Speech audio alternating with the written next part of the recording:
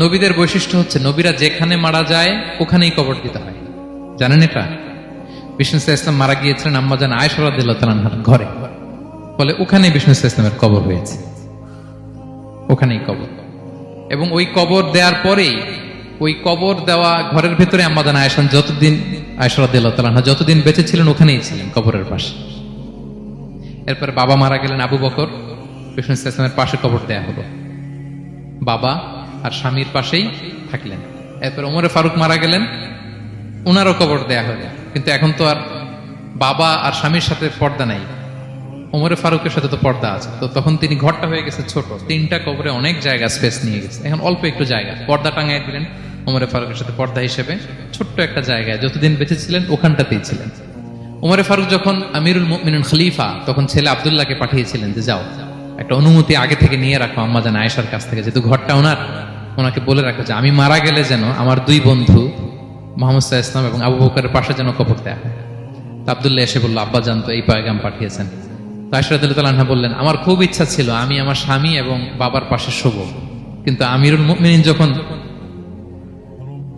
চেয়েছেন এটাকে আমি ফিরিয়ে দিতে পারি না। ঠিক আছে যাও, তোমার আব্বাকে বলো তোমার আব্বাই শোবেন ওই জায়গায়। আচ্ছা।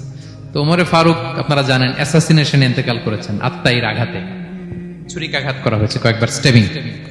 এত জখম হয়েছে, দুধ দিলে ওই জায়গাতে দুধ বের হয়ে যায় না, বীজ পানি দিলে বের হয়ে যায়।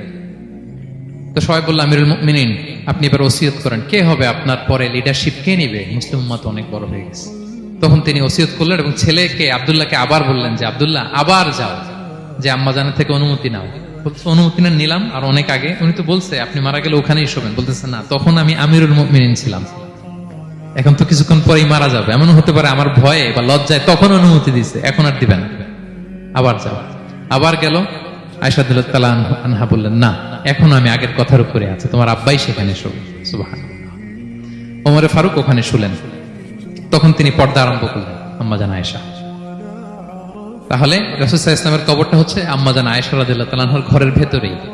আপনারা মসজিদে নববী যারা ভিজিট করেছেন তারা জানেন যে আপনারা যখন কিবলামুখী হয়ে নামাজ পড়েন, বাম দিকে বিষ্ণু সাল্লাল্লাহু আলাইহি ওয়াসাল্লামের কবর, সেখানে রাসূল সাল্লাল্লাহু আলাইহি ওয়াসাল্লামের পাশে আবু বকর এবং ওমরে ফারুক রাদিয়াল্লাহু তাআলা আনহুমা শুয়ে আছেন।